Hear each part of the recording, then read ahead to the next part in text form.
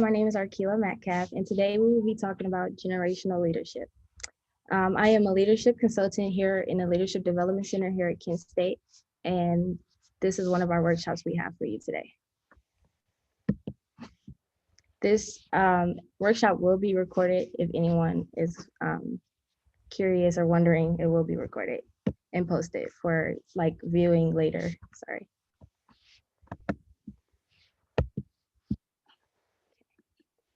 So, for the first time in history, we now have five distinct generations in the workplace. We have traditionalists who are born before 1945, baby boomers born between 1946 and 1965, Gen X who are born between 1965, 1977, and millennials who are born between 1978 and 1995. And then Gen Z or Gen 2020, which is the newest generation of employees entering the workforce who are born after 1995. There are a lot of different names for these generations. So some of these might not be familiar names that you're used to. And they're also like 2 to 5 year differences when you look them up. So you might think you're one generation and it might say something else on a different web that you're a different generation. So it just really goes by what you're looking at that time. So today's workplace varies from those who are retiring to those who are just now eligible to have a job. So those who are like just now 16 to even apply for a job, or those who are 18 who like are actually getting into the work field.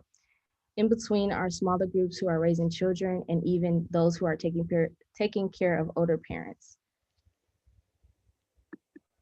So what do the generational leadership look like to you, or what do you think generational leadership is to you? So if anyone would like to put their answer in the chat, and I'll just read off the chat.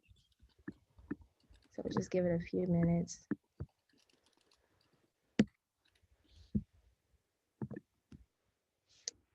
Okay, we have someone who says working with different generations, which is correct.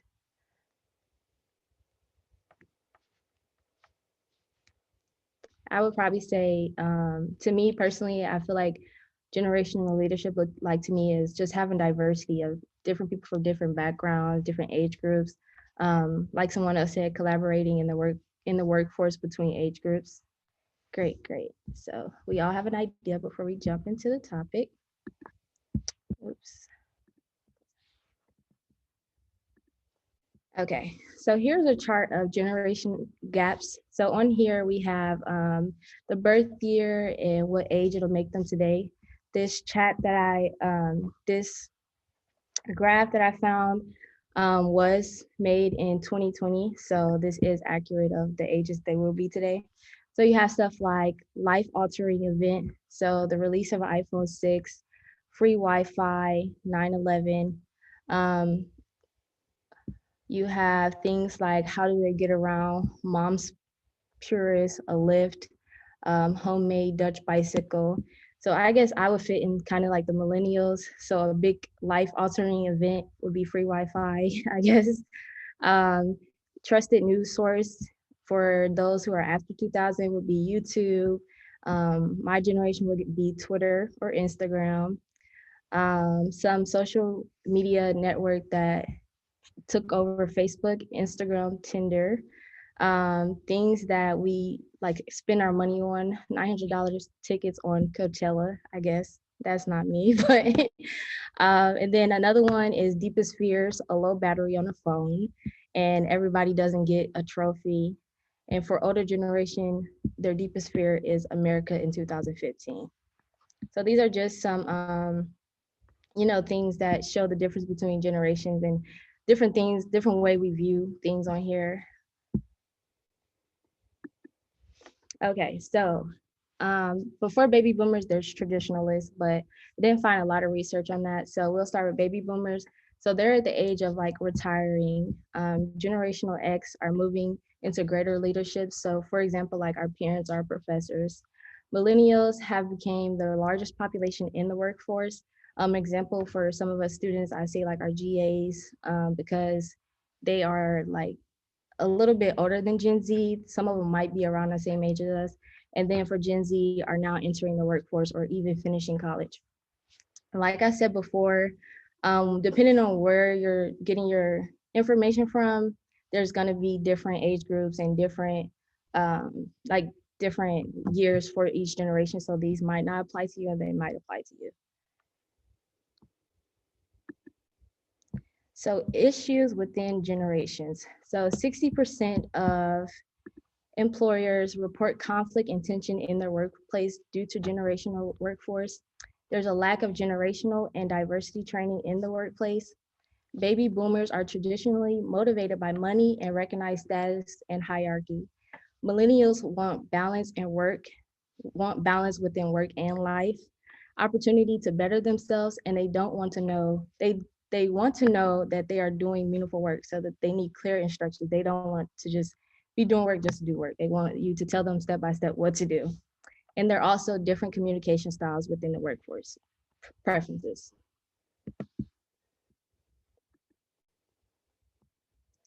So how each generation communicates. So for our traditionalists, which is our oldest generation, they want to receive information through mail or newspaper. Our baby boomers is fine with the email or phone call. And then generations X through Z wants to log onto accounts and talk to no one sometimes, or even use social media as their primary source for finding out information. Of course, people of generations may use a range of different communication, but groups do have preference and for another. So some of us are in, as the world put us in, we are in certain generations, but we might prefer an email or a newspaper versus, social media. So not everyone that's a millennial are going to be okay with finding information on social media. So these are just what the world sees us as. So tips for generational differences. One I would say was accept differences and create trust through accountability. So leaders should tap into learning opportunities to break down barriers and create an environment which all members take personal responsibility for acting in the manner needed to help the company grow as one. Recognizing that one employee's weakness may be another's strength, that a diverse skill set is necessary for tackling tough problems, and improve engagement by encouraging collaborations between employees of all ages. I believe this is a big tip for all of us because this is something that you don't see a lot in the workforce. I mean, we have a lot of cross generational in our workforce, but one person's weakness might be another person's strength. So I feel like that's the biggest thing that can bring us together as different generations is with the older generation, they're not, as efficient in social media or in technology. So that's maybe like one of their weakness. They might not see it as a weakness because they never grew up on that. But for, the younger generation, that's all we know is social media. So that could come into play and you might learn different things from that too. And if I'm going too fast, anyone can let me know. This is a quote that I found that really stuck with me. A diverse team is better equipped to approach a problem from every angle, resulting in a better, more thought through solution. Testing ideas against opposing points of view are how the best ideas get developed. So that kind of tie back into like the strengths and the weaknesses of different groups. So if you have a diverse group, you have those who are just now entering the workforce at 16 or 18 to those who've been working there for years and are about to retire, and there's a issue going on within the workforce, whether it's like working at Amazon, for example, the way that stuff are getting packaging or stuff is getting sent out, those who are younger, they might know or see it a different angle than those who are older. Or even today, like in society, like in the college field, with me being a leadership consultant and I have like my boss or the person who's like over the leadership center, although we're not like a wide range, years away from each other, but I may see things different as Megan or as Jessica because I'm around my peers. So I'm at the same age as like, the students here at Kent State. So you have those employees who can, okay, what is it that students want to see happen on campus? What is it that students want to see happen for a workshop? So that is where, the diverse team can make a better solution or a better environment for the work place. Sorry. What can we do to fix this issue? So some things we can do is starting with coaching on how to manage people from generation difference from their own. So, coaching those who are older and teaching them how to deal with younger generations, or those who are younger, teaching them how to deal with older generations. Avoid making an age-based assumption or stereotyping. Listen to your employees or peers and figure out what the need is for your job. Counseling, workshops, as we have here, and mentoring. Companies like PNC and AT&T have a cross-generational mentoring program that they do for all of their employees. Benefits of generational diversity in leaders. So problem solving. Each generation has different approach to solving problems. What I may feel like is a solution to solving problem may not be what my mom seemed like is a solution to solving problem. So that could be a benefit to the workforce. Understanding different audience, so you can better understand the different target audience that you're teaching. Like I said, with my job, for example, um, if we're trying to figure out a workshop to put together or some type of event for the campus, my boss may ask me a few questions about like what do I think needs to be done on campus or what do I see going day to day for my classes, or even she can bring ideas of what she learned in her generation and stuff like that. Learning opportunities. Employees can teach others new ways of approaching things in a more efficient way, such as technology, which I mentioned before, and mentoring. Mentoring is a big thing. I feel like that we don't utilize when it comes to different generations. We just see it as we're all working here. We don't really have to do anything, but taking people under your wing and actually getting them comfortable, because you have to look at it as one day this is going to be them. Like they're going to be taking another generation under their wings. They're going to be, getting ready to retire. So a perfect environment because it allows opportunity to educate one another, and not only helps them gain skills, but information also improves work in the future. So I had an activity, but we're gonna skip over that for right now. Okay, so 5 principles to help you become an effective generational leader. So for our first one is just how many generations will be able to build on my current vision and foundation. So keeping that in your mindset, like just thinking about how you should prepare for tomorrow and how that would benefit those to come after you. Being open-minded to the different things that can go on or the different generations that might come after you. Taking in consideration of different learning styles and generational communication differences, and an effective leader will lead in the present while thinking about the future. Second one would be invest into the next generation. Best way to impact your future is to change your present circumstances. And what better way can you do that than to connect without starting with the generation?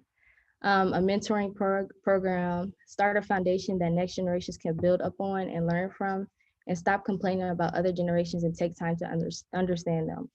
I feel like that's a big thing with our older generations. They look at us as like we only know what's on social media, or we're so tied to our phone. So that goes also ties back into like stereotyping, like stop complaining about other generations, even not just the older generation, but like even our generation, and try to take time to understand them. Lead the next generation more as a parent and not as a boss. This one was very interesting to me when I found out that it was one of the principles, because as soon as you see it, it makes you think like, okay, so I'm going to work to raise somebody else's kid, but that's not what they mean by this. Just basically thinking like a father or a mother. Think about if this was your child, like how would you push them? How would you motivate them to be their better self? Especially if it's someone you're working with and they're younger than you, but they're in the same company that you're in, you know that eventually they're gonna be doing the same job you're doing. So how would you want them to fill your shoes, or how would you want them to, continue the legacy that you're leaving? So a good parent is not about where the child is right now, but who they believe their child will be. So seeing the potential before they do. So calling it out, encouraging them, nurturing them, and giving them opportunity for experiment. And that also ties into the mentoring program. The mentoring, you don't have to be their parent or their boss, but guiding them into the right directions. So make decisions with the attitude of not expecting anything in return. I feel like this is a big thing with a lot of us just in society as a whole. We always think that, just because we do something that we're going to get something in return. But it's okay to be selfless. You benefit more by giving your all without receiving no type of reward. Know the feeling into the next generation, feeding into the next generation helps build your legacy, and shows that you truly left a mark on earth. Know that your legacy begins with your leadership right now. So success will result from what you do yourself. Build bridges from old habits and comfort zones to fertile innovations.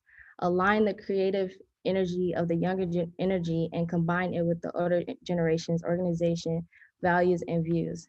So going back to what I said, like feeding into that the generation after you to leave a legacy on, like, know that you did something, you were a mentor to students or employees who are after you, and that like they have the education from you, or they have the knowledge that you gave them.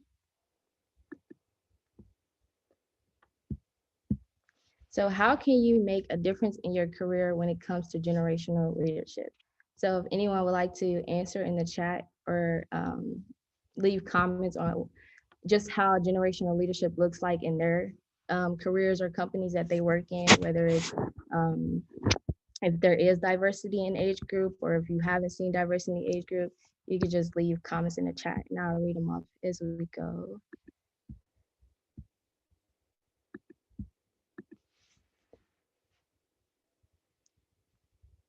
Avoiding stereotyping in the workplace. That's an O one, I think.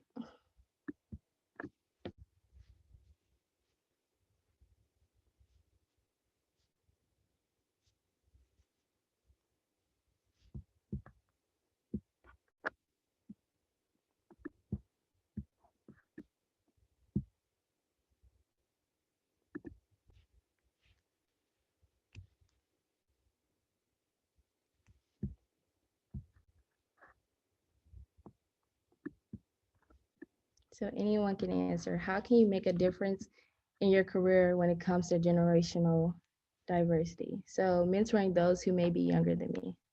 That's a good one. Definitely.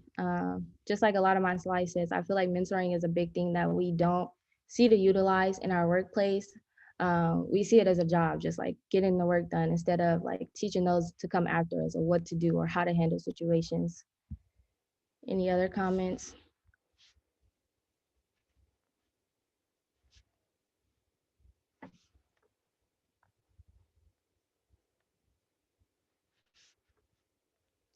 Trying to understand viewpoints rather than judging. Good. That goes back to like stereotyping. When we look at generations differently, instead of trying to learn from them, like what is it that makes them different? Not necessarily like what they're doing or why they're doing it. Like what is it? Like what is the reason behind what they're doing? And you tend to learn a lot from figuring out the why versus the what are they doing?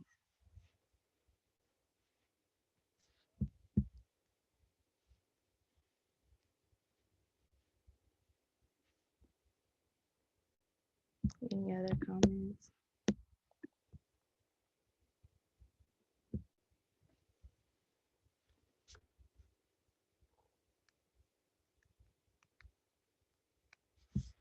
Okay. So that was good. I appreciate those who shared. Okay, so one of the key points I would like to leave you guys with is by building a culture that celebrates collaboration, keeping lines of open communication, and tailoring approach to each individual, you can get ahead of any potential conflicts before they surface. Take away from benefits of multi-generational workforce. So basically, this is saying by celebrating, or by um, creating that diversity in the workplace and finding those, reasons why everyone is getting along, or reasons that bring everyone together, you can build that relationship or build that community before there comes that, stereotyping and those pointing fingers at each other and everyone not getting along because the age group or the diversity and the cliques within the workforce. So by creating that community or that environment before it comes the stereotyping, it benefits in the long run.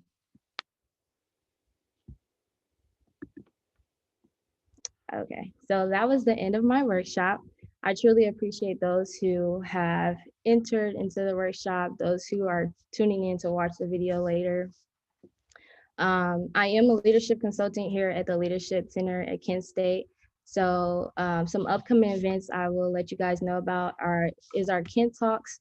So on October 21st at 6 p.m., we have equal representation in the media, and we will be joining in with the SMC, which is our Student Multicultural Center. So it will also be via Zoom, and we will send out the link for that. On October 28th at 4 p.m., we have Let's Talk Politics. This is a big thing on campus and in the world right now because, you know, it is election time and we are all big on voting. So we will be talking about that. And then November 17th at 6 p.m., we have Men Up, which is a discussion on masculinity. And we will be joining in with Serves, I believe. And we will also send out the links for that too.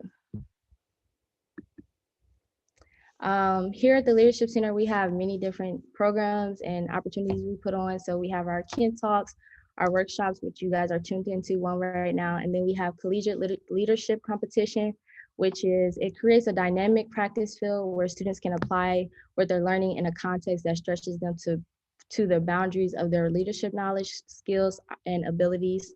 The CLC makes up a leadership, a real tangible experience for future leaders, and it is a course here at Kent State that you can register for. It's 2 credits and it's only taken in the spring, and it will be given in spring 2021. Another thing we put on is Lessons in Leadership, which is ran through our Instagram. So it's done on our Instagram Live, and we combine with someone else who will be answering a few interview questions. So we've already had 2. Our next one would be November 12th with Joshua Bellamy. I'm sorry if I'm pronouncing your name wrong, but he is a former president of Alpha Phi Alpha Fraternity Incorporated. And then on December 10th, we will be interviewing Tierra Moore, who is the president of USG here at Kent State. So all you guys have to do is follow us on Instagram, tune in at noon. You can get on there, ask questions. You can get on there just to watch the questions that's been asked and learn things about just the leaders we have here on campus. I know last week we had our Dean of Students, Dr. Talia Drummer-Farrell, and she answered a lot of questions and she dropped a lot of quotes and gems as she do always. So it's a good opportunity for students to get things answered that they wanted to know about each leader that we have here on campus, and also just get on there and just learn new things. And if you can, here is a QR code to about questions about my event. Just a few 5 questions about whether you enjoyed it and would you tune into more workshops we have here in Leadership Center, and also how you felt about generational leadership.